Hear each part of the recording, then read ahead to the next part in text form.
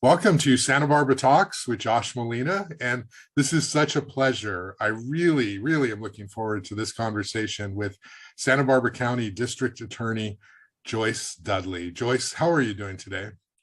Hey, Josh, great question. And I'm loving the first question.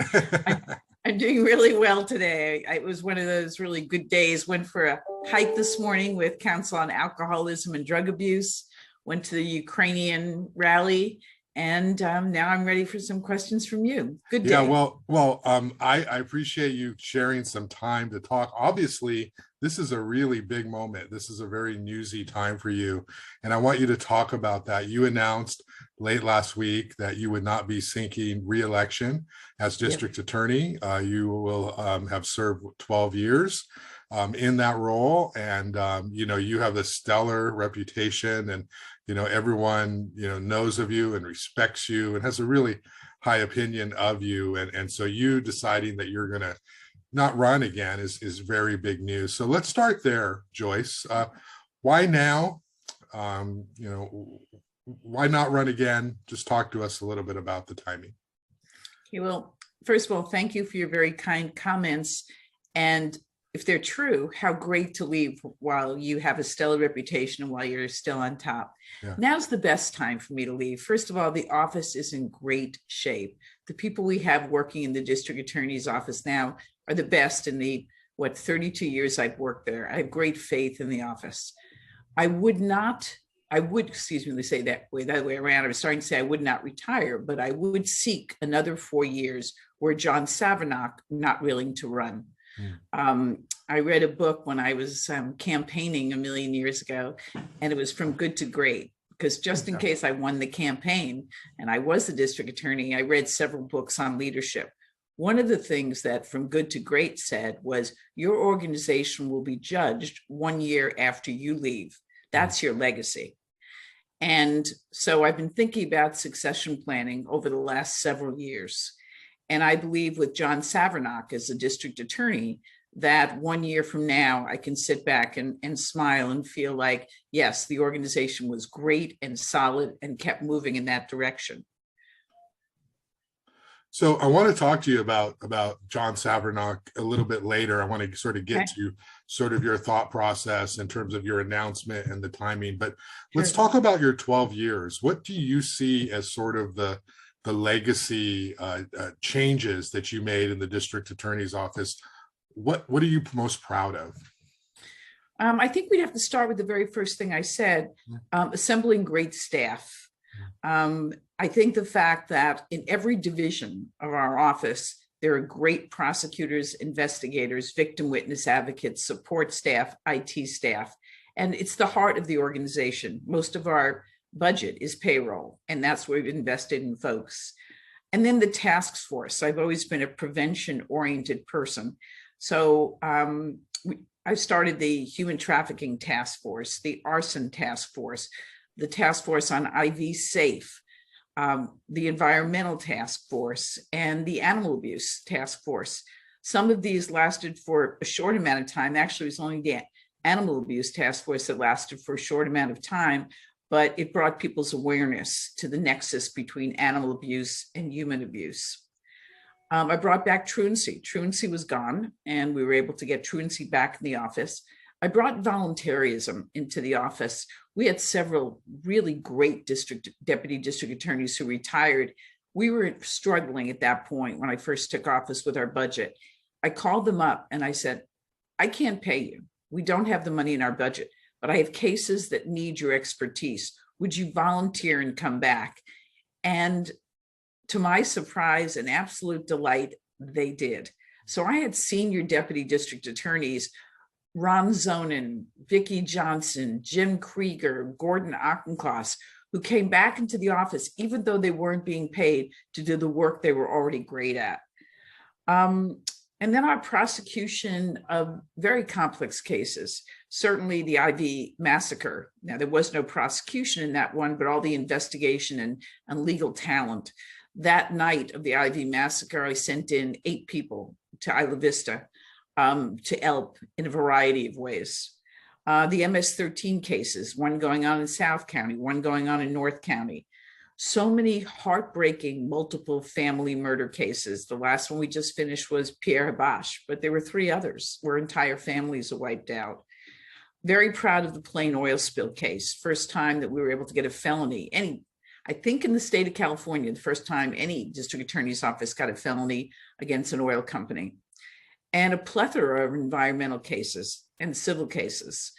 You see the press releases on those all the time. I've doubled the staff in that environmental and civil division of the district attorney's office so that, again, we can prevent bad things from happening in our community.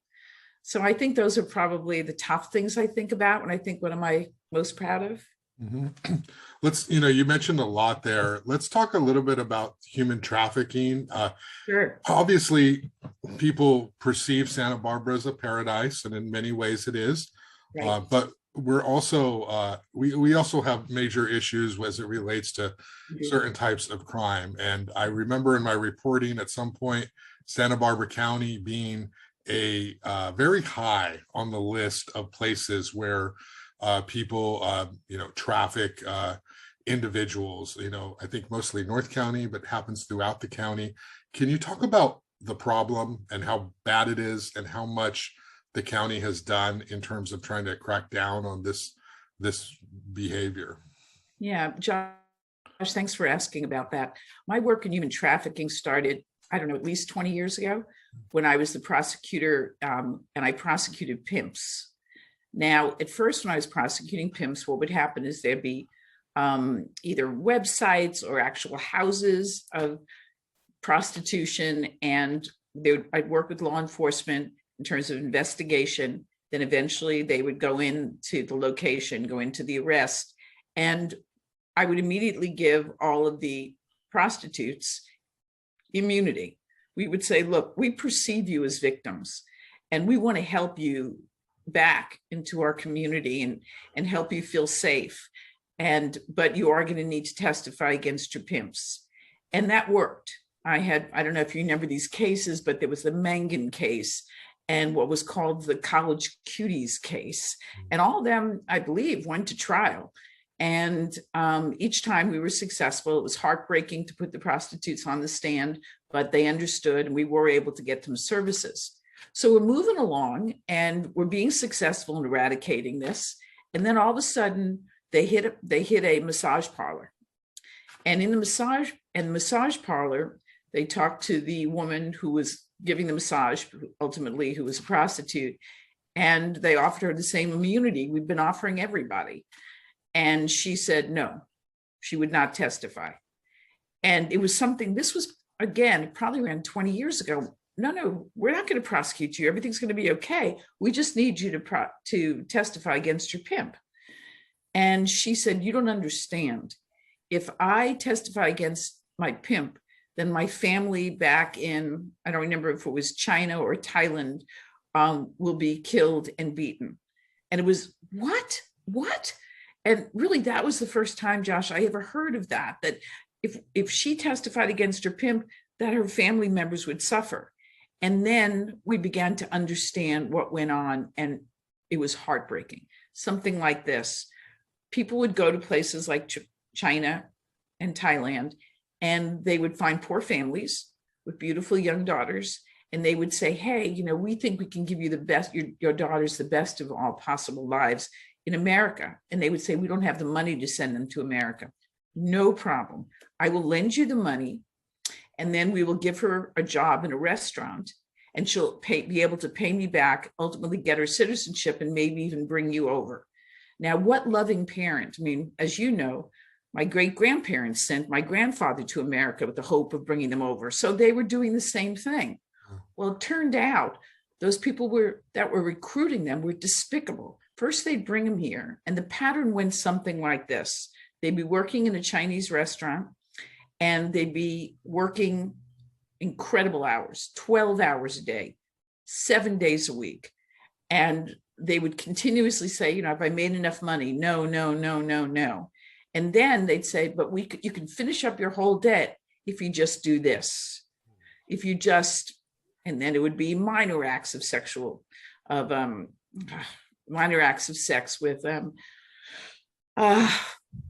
I don't like to use the word Johns. So purchasers, maybe we'll call them minor acts of purchasers. And then it became more and more. And still they kept this up. And then they said, if you leave, we know your parents, we gave them the money, we're going to go back and kill the family. So they would stay. And that was the first time I began to understand human trafficking. This particular woman who first disclosed this to a detective there, she said, okay, arrest me, do not let me go. But before you arrest me, you have to beat me up. And the detective said, I can't beat you up. And she said, no, if my pimp's outside, he sees us walking out. He knows I've been in here with a half hour with you. If I don't come up beaten up, then he's going to hurt my family. So the detective refused to beat her up. And then she did something, Josh, I will never forget as long as I live. As they were leaving, she came upon a pole and she, boom, boom, boom, smacked her head against the pole, causing bleeding all over her face. And then she felt safe going out to the car and being arrested. Oh. And then I realized this is a problem that is something that is so beyond my awareness then. And then I began to learn everything I could about human trafficking and working with the federal government. And then at first, it was still in my mind, we're bringing people from another country here and we're trafficking them. And then a whole nother wave came in, and that's the wave we're at today. We have people in Santa Barbara County, residents of Santa Barbara County, who become prostitutes owned by pimps.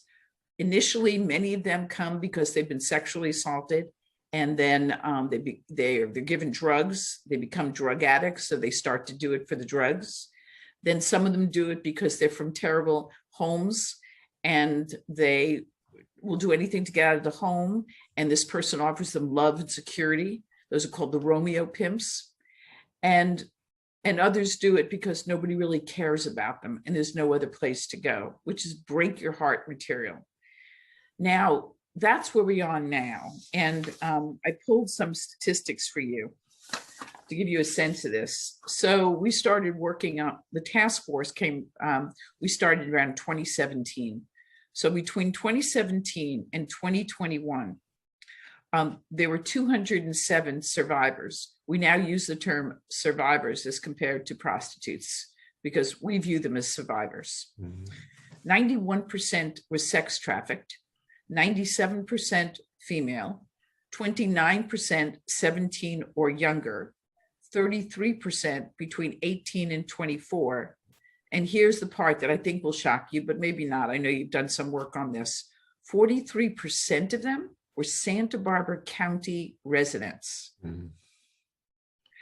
Now, there are 7,084 units of service offered, and the top 5 were case management referral to community services, criminal justice system-based victim advocacy, financial assistance, emotional and moral support, and personal items, food, clothing, hygiene. Their whole life was tied in to the person who's trafficking them. We've done 232 investigations with law enforcement agencies, be them local or federal. 75 potential traffickers were identified, 45 criminally charged with human trafficking, pimping, or pandering, and 22 pled guilty for human trafficking, pimping, or pandering. So that's the statistics, and that's the condition that we're in with human trafficking. Your question, you started with this, is why Santa Barbara? And it's exactly because it is paradise, Josh. You're right. What's happening is the 101 is a major corridor. This is an affluent area. And when we talk to the survivors, they tell us that they were pimped into this area because of those things. And it's just shocking to imagine that, but it is. So what happened is we are in a position, we applied for grants and we applied for them at the Sheriff's Department. And so we were able to start working up these cases. We hired someone. So the Santa Barbara County District Attorney's Office is the only agency in our county that has someone who's focused on human trafficking. We work with local law enforcement, state and federal, nonprofits, religious leaders, county agencies, and collectively, by communicating well, by understanding what it is we're dealing with, we've made a difference. Oh yeah, those statistics are just mind blowing. When you break it down that way, and you see the proportion, the size of the problem. Um, when you mentioned Santa Barbara County residents, okay, what who are we talking about? When I, as a reporter, you get these press releases. Sometimes you see it's some like rundown hotel somewhere where there's like an undercover sting, and the men are arrested. And like when I think of trafficking, I sort of think of like that's where it happens. Um, when we talk about residents, what kind of residents? Who are we talking about? Are these? Well, I don't want to. yeah, You tell me. so you're right, Josh. They end up in those hotels that you're talking about. And we've done big campaigns with talking to hotel managers, front desk people. We've put up signs everywhere about this. So typically it would be the child that we can talk more about in a little bit in terms of prevention. The child that never quite fit in would be your typical way of doing this. So school wasn't working for them, so they're truant. The child who would experiment with drugs, the child whose parents were either not involved with them or abusive or drug addicts themselves, and they would start running away from home. They might get picked up by a pimp, again, perhaps a kind of Romeo kind of pimp. Come with me, I'll take care of you, I'll love you. Drug addicts, they get them addicted to meth and say, I know that great feeling you get from meth, stick with me and I'll give you constant meth. And so those are the ones in our county. One of the statistics that shocked me when I started learning about this was most survivors, and again, I use that term, these are people who became prostitutes, we're calling them survivors so we get to know them. Most of them were sexually assaulted by about the age of 11. And those are Santa Barbara County residents. Many of them were being trafficked as early as 12 and 13. So those are the folks, and yeah, they stay in hotels, and you can get, it used to be on the internet that you would make these connections. It's not streetwalkers, and the pimp runs the ad, the pimp organizes the whole thing, the trafficker, and these are our victims. Let's talk a little bit about this issue and transition into the broader conversation about criminal justice. I read in Newshawk your interview with Tom Bolton about sort of some of the reasons why you're leaving. Okay, you talked about now's a great time. You've built up a great staff. You have somebody who you believe is prepared and ready to step into your shoes. You've also expressed on Jerry's show in that article some feelings about the current state of criminal justice and a focus shifting from prosecuting the people who commit the crimes in the most serious way to a different way of approaching it. And I want you to frame that conversation. But talk to me a little bit about what's happening in your industry that is also causing you to maybe think you don't want to do this anymore. Great question. I think what happened with Jerry was that he asked me, when did I first think about retirement? Or again, not running. When did I first think that I wasn't going to run for a fourth term? And I think I described it was during all of the things that you're describing. When I was in a board of supervisors budget hearing, and suddenly the things that had always mattered, crime victims,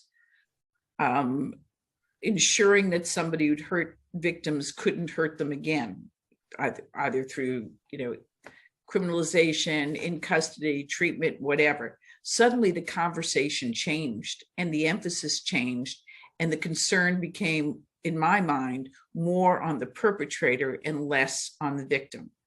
And that was because I have had to look into the eyes of victims for 32 years.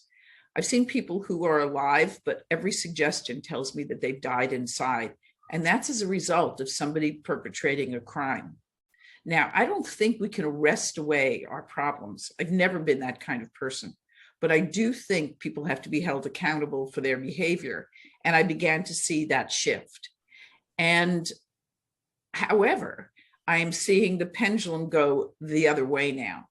I believe it was the new New York City mayor who said, if you have a bumper sticker that says defund the police, you're in the wrong city.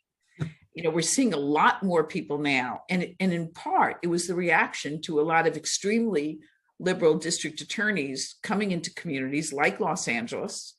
And the communities are no longer as safe as they were. And they're seeing criminals running rampant. Prop 47 and non-arrests for people who were committing thefts under $950. That environment was happening more then, but I think now the community is aware, and all of a sudden you have President Biden in his presidential State of the Union address talking about what a bad idea defunding the police are. That's not what people were saying a year ago. Yeah. So I think there was an awareness. My feeling when I first considered leaving the office was during the height of that, but thankfully I'm seeing the shift back the other way. Yeah, and so let's talk about that conversation.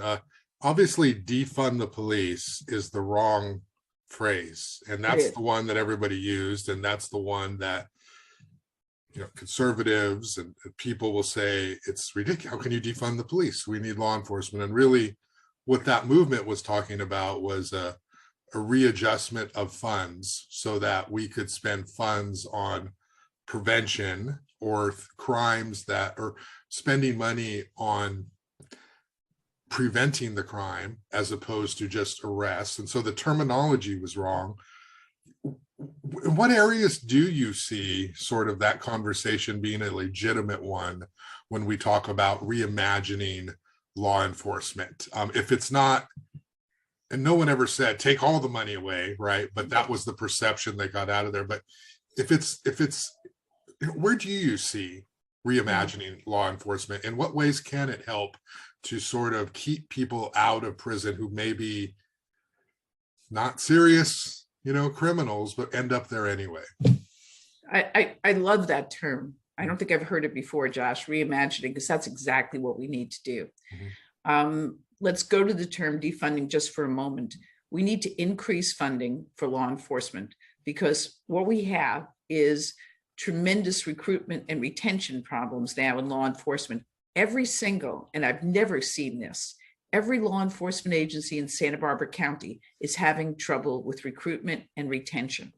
The Santa Barbara Police Department, which has always been considered across the state to be an excellent program, is down. I think it's around 15 officers. Sheriff's Department, I heard at 1.50. CHP has never had this issue.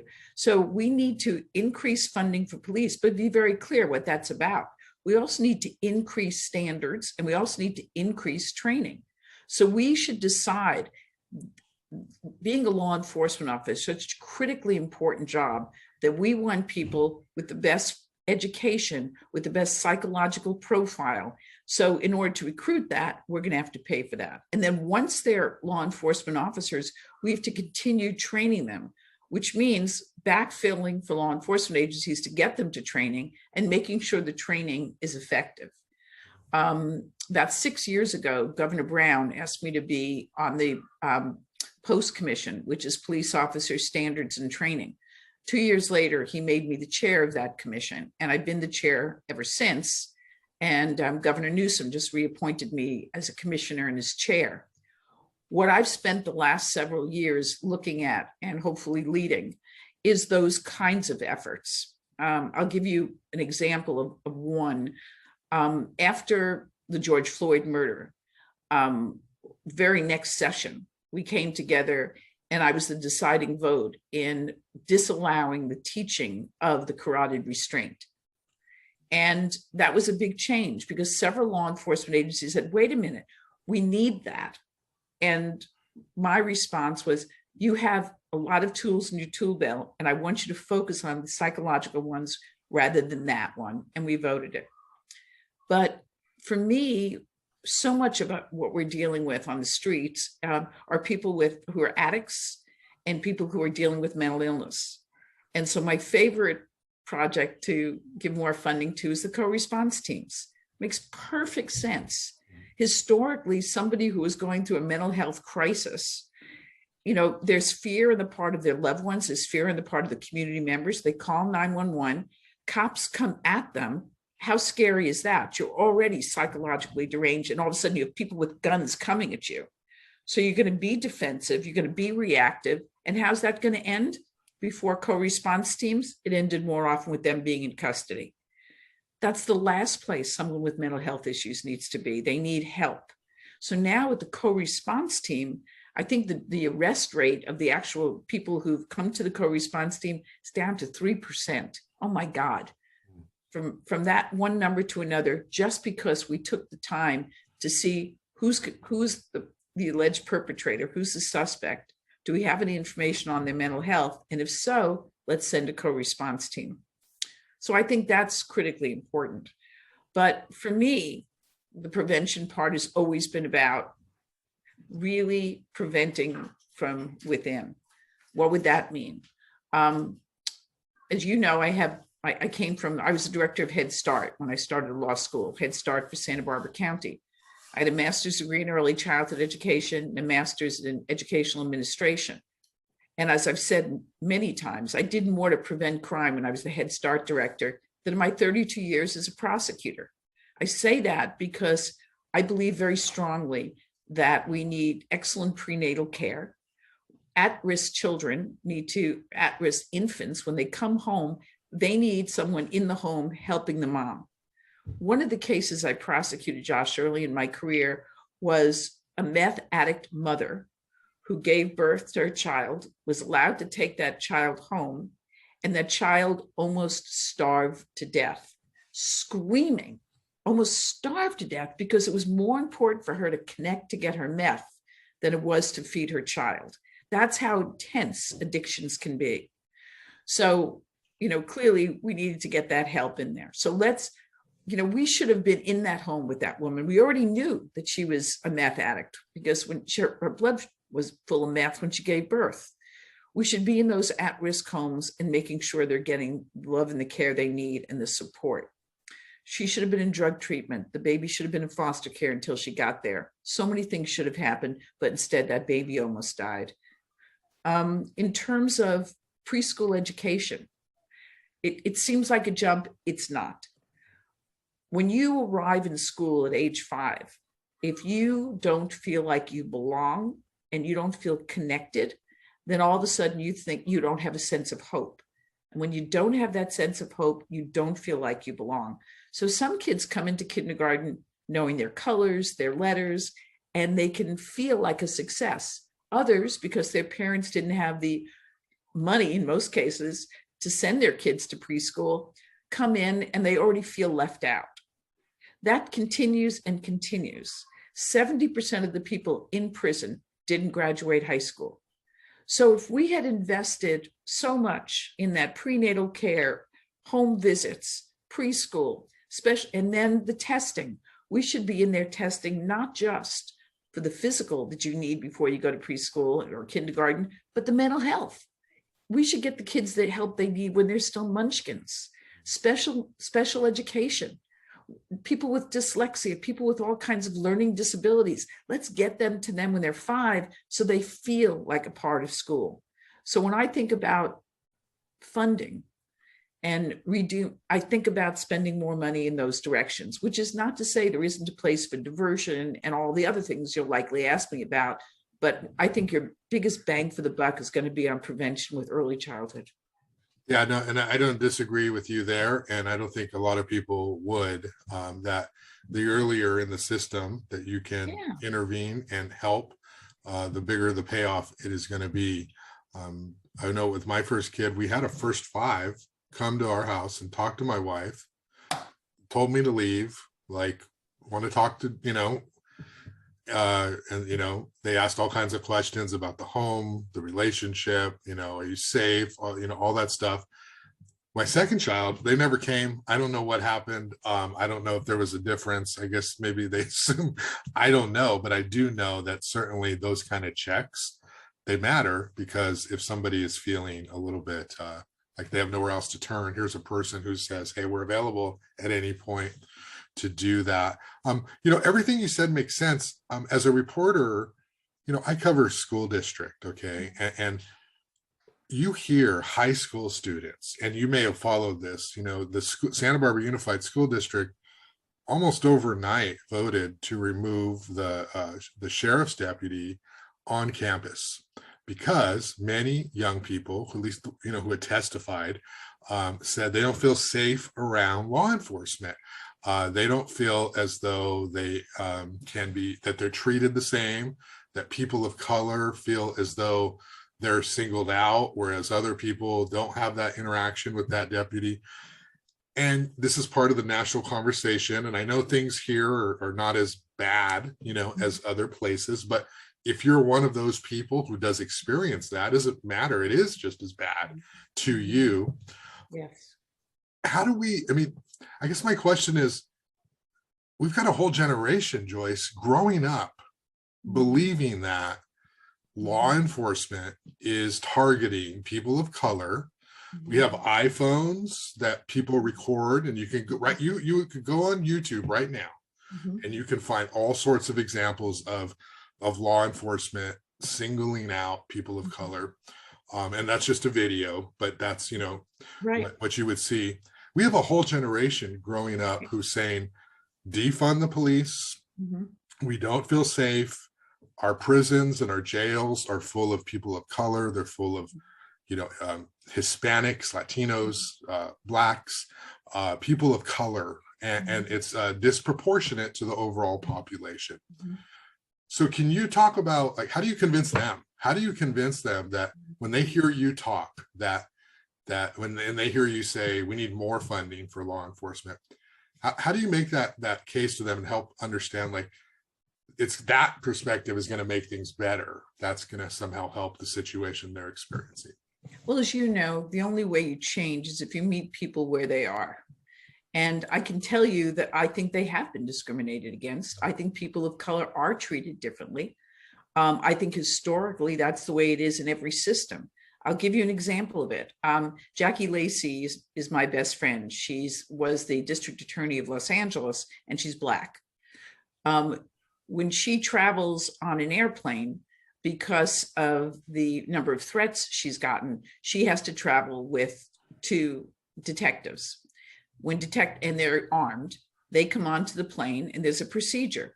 They first of all fill out all the forms, then they introduce themselves to the pilot, and then they take Jackie on the plane.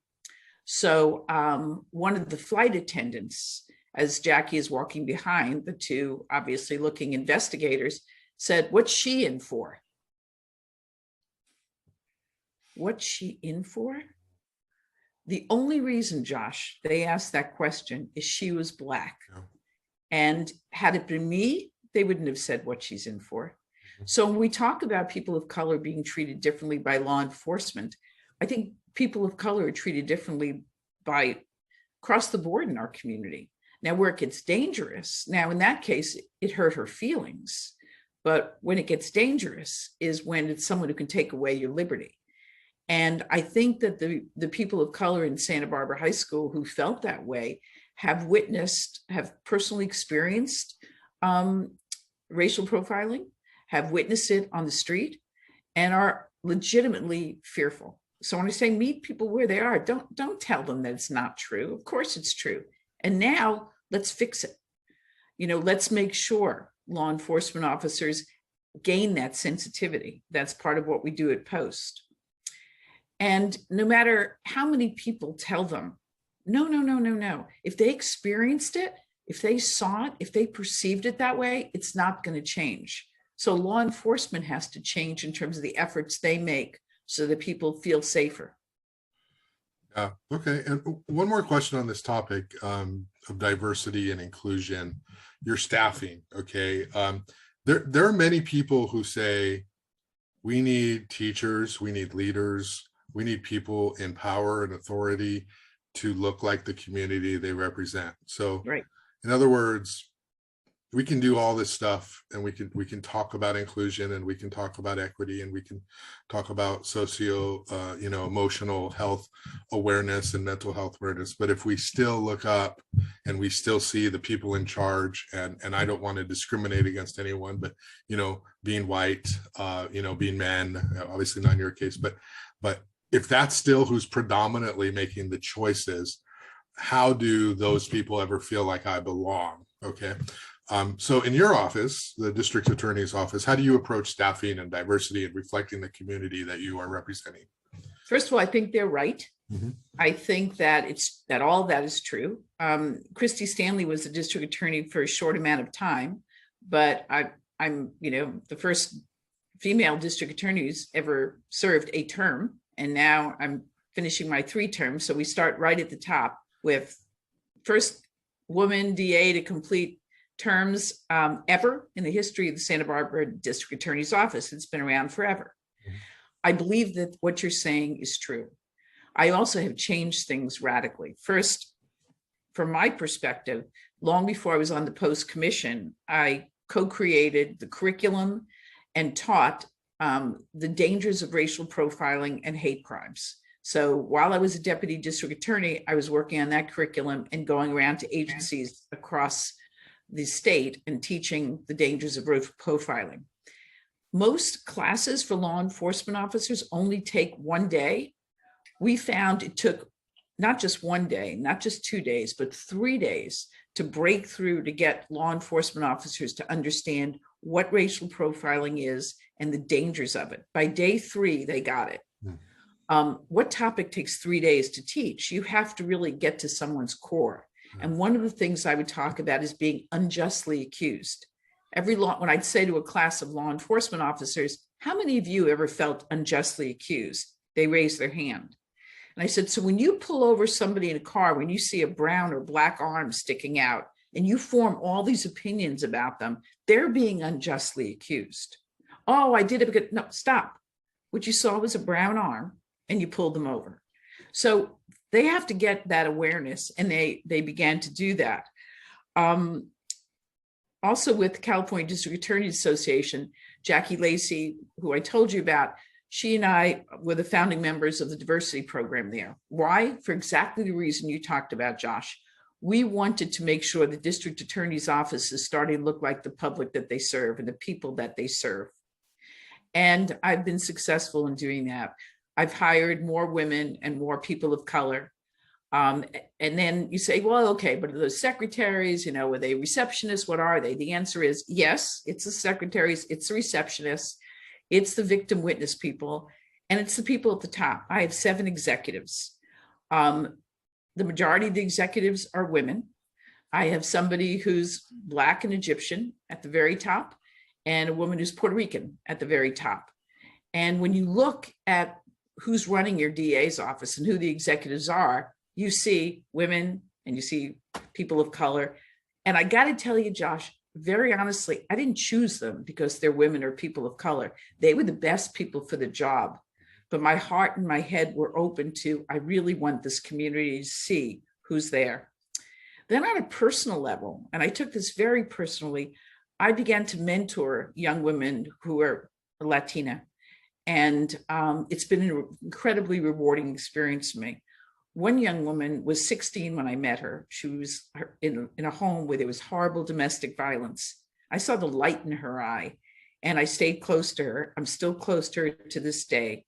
Her mom didn't speak English. Her mom was terribly hurt. And I kept encouraging her, as did others, to go to school. She went away to college. She'd email me in the middle of the night, I'm done with this. I'd email back, you're not. She finally graduated college. She came back and she said, yeah, I'm going to take a year off. And I said, that makes sense for a lot of people, not you. You're driven. You want to make change in this community. Go to law school. And she said, really? I said, oh yeah, you could do that.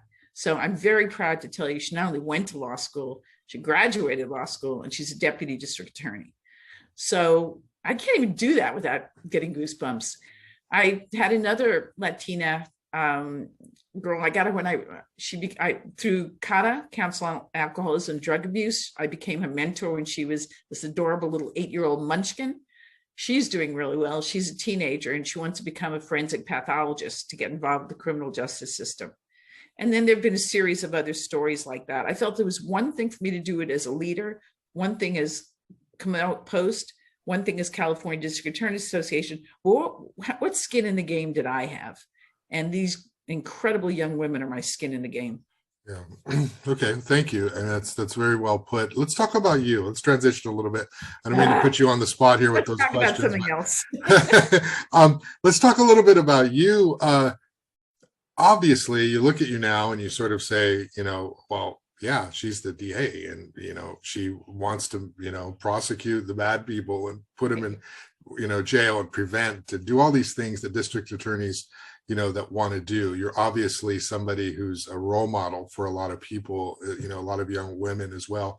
Take me back though to the beginning. Joyce Dudley, I mean, did you grow up thinking you wanted to do what you're doing, or what are some of the barriers and the challenges that you've had to overcome as a woman just trying to compete in this very male dominated criminal justice field? So tough. Josh, I got a little teary when you said I was a role model for women. I guess that's super important to me, and for you to think that, thank you. No, I had very supportive parents. My mother was believed in me and my sister. She wasn't a terribly affectionate person, but she believed that we were incredibly capable, and she was of the belief that women were the superior gender, which was interesting to grow up with a mom who felt that way. My dad was quiet, fabulous, but quiet. My mom, no, you two can be anything. Well, turns out when you have a mom who believes in you, and when you achieve something, she pushes and pushes and pushes, and your dad is this, I will love you just because you walked in the room. It's kind of a nice balance, and it worked out well for my sister and I. She became a doctor, a neurologist, and now she went into the field of education, and she's written 9 books, and she travels around the world with her education. And I'm going to do a terrible thing. I'll simplify her philosophy, which is when people are happy, they are more likely to learn. That's my sister.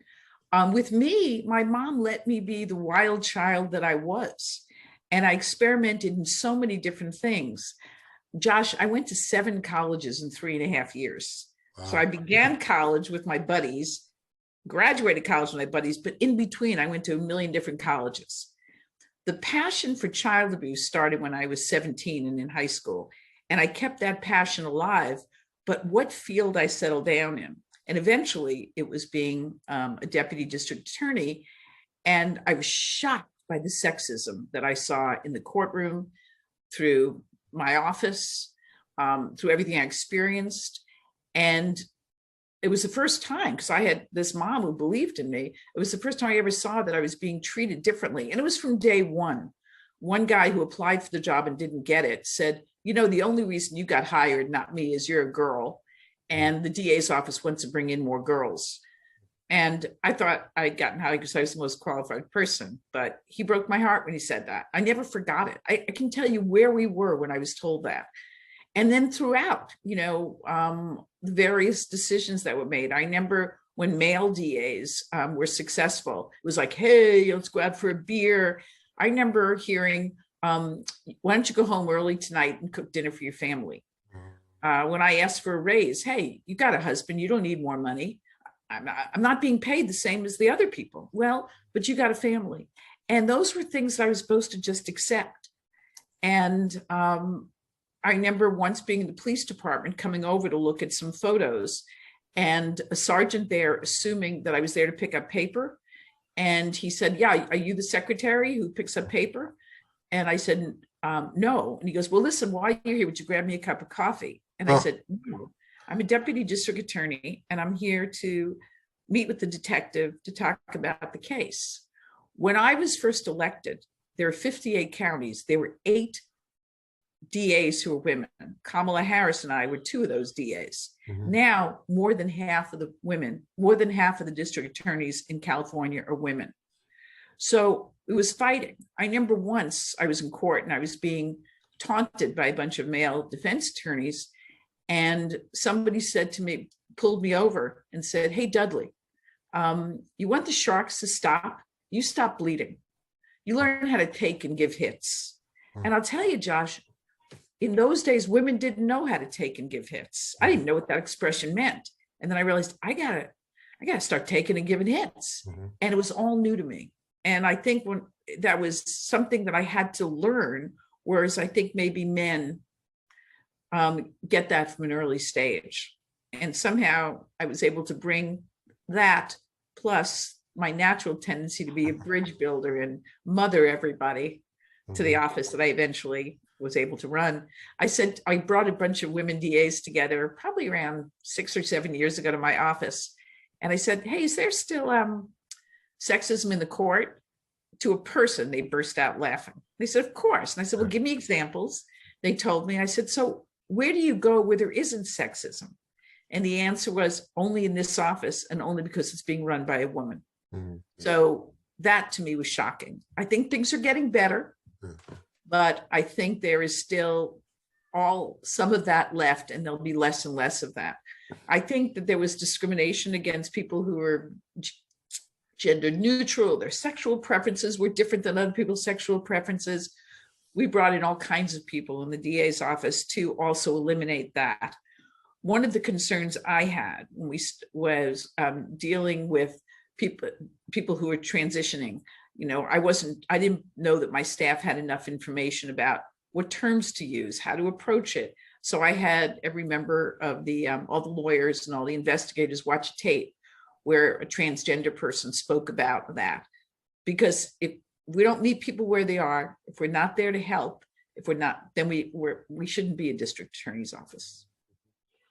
When you were, I don't know, 16, did you want to be an attorney? No, no. What did you envision doing? Oh, this, I haven't thought about this in so long, Josh.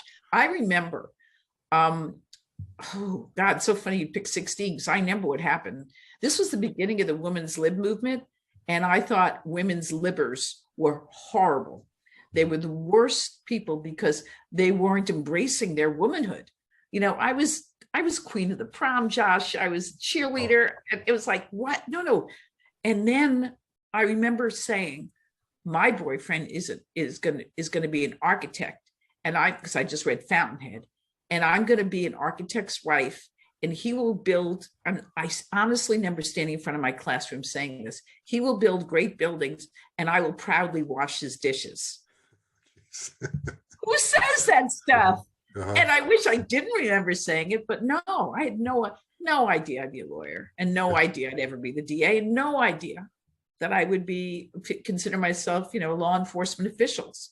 When I was a teenager, the term in New York where I was growing up was those weren't police officers, they were pigs.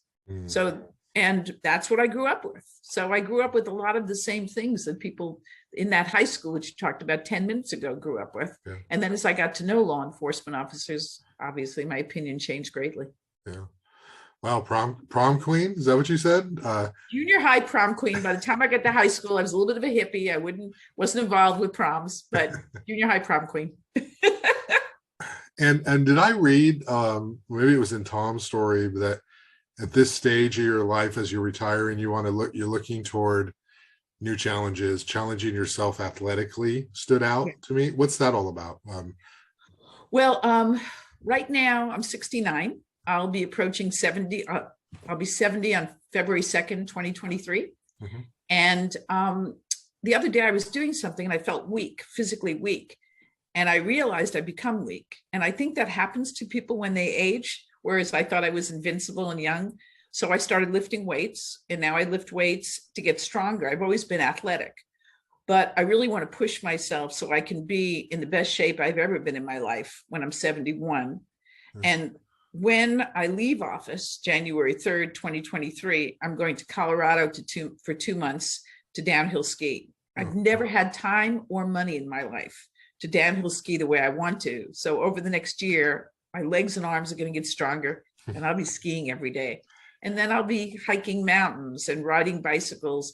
And that's a piece of these things that as a mother of 4, as a working mother, as you know, as your wife knows, you don't have any time for you. And now I have 4 grandkids, so I can drag them on my adventures and romp. But I'm not done with public service. The work I'm going to do, aside from getting in this great shape, is for a long time, for the last 4 years, I've been very focused on first responder mental health. I was very alerted to this during the debris flow and the effect it was having on firefighters and cops, and I began to learn about it, travel. Went to Boston to meet with the Boston police officers after the marathon.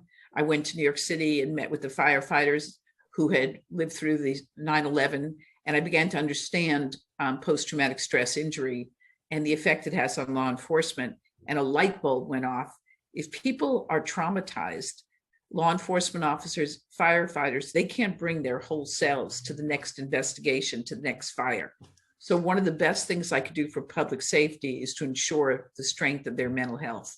So now I'm working with At Ease, which offers mental health counseling and support for first responders. I was with Mike McGrew yesterday working on this. So I'll continue doing that. I'm very concerned about the lack of leadership. I was yelling at my TV about 2 weeks ago because I was unhappy with national leadership. And I thought, okay, what am I going to do about that? So I contacted the law school and I said that I'll tell you an interesting, I wanted to do it at City College, but I heard creating a class at City College is very arduous, which doesn't mean I won't do it, but the creating of any class in that system is difficult. Then I contacted the law school and I said, I want to teach leadership.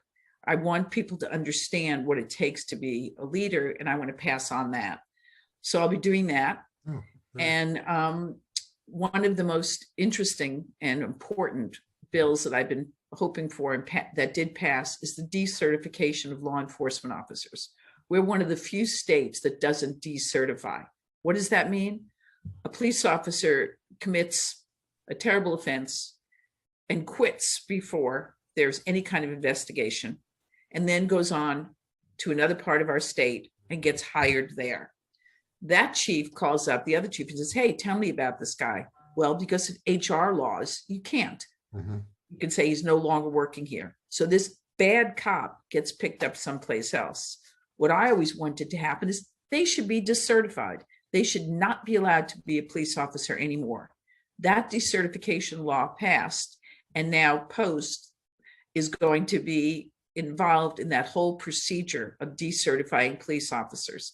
I want to continue to work with them to make that system work, because we don't want to lose good cops to bad chiefs who have discriminated against them. And we don't want to keep bad cops after they've done something which should just make them permanently out of the field of law enforcement. So those are the kinds of things I plan on doing in retirement. That sounds like more than enough to do. That sounds like multiple full-time jobs. Yeah. Okay. Well, that's good to know. There's going to be a lot that you're going to be involved with, and we'll still be hearing a lot from you. Before we wrap up, I want you to talk about John Savrnoch and why him, the timing. Sure. Just full transparency, reporter, I heard some people say, she's handpicking her successor. She's doing it to the point where she's making it very easy for him to not have an opponent, a legitimate, strong opponent. So address that, but mainly, can you talk about, why him and why he's the one to take this job? I think I was very concerned about that too, Josh. Yeah. I thought, I want to get this out there that I'm not seeking a fourth term as soon as I can. But here was the problem. Back to that from good to great quote, your organization is as good and strong as it is 1 year after. I had been working on succession planning. I thought John was the best person for the job, but I needed John to fully commit that he wanted to be the district attorney. I needed him to fill out all the papers, to get everything in, because truthfully, if he didn't, I would have gone for the fourth term. But he absolutely did, and he did it. One of the great things about COVID was when I wasn't in the office, he came in every day, and I got to see how he ran the office. And I approached him and I said, John, I'm thinking about not running, but I'd like you to think about being the DA. So he thought about it and he came back with it and he said, absolutely, I'm in. He said he was in. By the time he got the documents in, I wanted to get that information out immediately. So I wish it had been more time, but it wasn't. But am I handpicking my successor? No, the voters will figure out who they want. Do I think he should be my successor? Absolutely. I trust public safety and justice to John Savrnoch. I think he will do a great job. I think I owe it to our community, because people who admire me for whatever reason are going to know, gee, Joyce, who do you think would be the best person for the job? So I didn't handpick him to be the successor, but I absolutely chose him because I think he'd be the best person for the job. At the press conference, I wrote it down because I was so taken aback by what he said, but he was asked about it. And he said, when he was asked about the difference between he and I and something like that, and he said, what Joyce Dudley really emphasizes is something I believe in, that compassion, passion, love, and kindness are not contrary qualities to being a district attorney. In fact, they are and should be requirements. Josh, knowing me as long as you've known me, you know how that statement spoke to me, because most district attorneys don't feel that way. Yeah. And it's changing, but that is who he is and how he feels. And it's important for our community to know that. I think, and what I admire about John is his judgment, his work ethic, how hard he works, how smart he works, and that he's a people person, that people want to be in John's office discussing cases. So for those and those reasons, I think he'd be the best person to be the next law enforcement official. Okay. Well, thank you. This has been a real highlight week for me, because I got to start the week, notwithstanding the circumstances around the world, but I got to start the week listening to you talk at the Ukraine rally at the courthouse, and you shared that incredible story about your grandfather and what he did in order to, or what I should say, what your great grandmother first did in terms of being so selfless and courageous and wanting a better life for him and saying goodbye to him, and then him coming and making it work, pushing a vendor cart at night, starting to sew, being extraordinarily resourceful, such a story of immigrants, and you talking about how, I should let you tell the story, but it's touched me too, so I kind of know it well, and I wrote about it. But, you talking about how when your grandfather would tell this story, it was important because it was such a historic event, meaning you're never going to experience this, Joyce, again in your lifetime, but you should know your history. And then here we are here, and we are experiencing it again in your lifetime. And you shared that story in front of several hundred people at the courthouse, and it was a really great moment for great, what I mean is like compelling and touching and vulnerable, that you were able to share that and really make it seem real to a lot of people who may not have been able to know that personal connection. And here we get to end the week with this conversation. So I really appreciate you taking the time and talking to me about these stories, your career, where you're headed. That's super exciting, that you're going to be doing a lot in this community. So I'll leave you with the last word, Joyce, but thank you so much for taking the time. Well, thank you for acknowledging my papi. Yeah. He did tell me, Josh, he did tell me this, it was history. He wanted me to know my history. He never would have imagined it was going to be my future. And here we are. One of the things I didn't tell you that I'd always intended to do, and now more than ever, my father's side of the family was in Poland, and several of them died in Auschwitz. My mother's side of the family was the ones who escaped Kiev. It had always been my intention to, as Michelle Obama says, they go low, we go high. It had always been my intention when I finished to go to Poland and the Ukraine and volunteer at law schools to give guest lectures, just to go into that law school and tell them, in my opinion, the great parts of the criminal justice system in America, to inspire them to seek that, to understand the concept of not guilty until proven. So someone is considered to be innocent until proven guilty in America. What a concept. So that was going to be my way of healing the injustices that happened to my family. And here we are. And what's incredibly sad is my dream to go to Ukraine and Poland is not possible now. I can't get into those countries and do that now. Hopefully I'll be able to do that when I finally do retire. but it's been a dream of mine, which was fueled by all this. But again, I see my poppy. I see him telling me exactly what you said. I tell you this so you'll understand your history. In a million years, he never imagined that this would in fact be my life, that I would seek to go in there to bring that connection, to heal. And I'll do everything I can to get into those countries and do just that as soon as I can. Thanks a lot for sharing your story.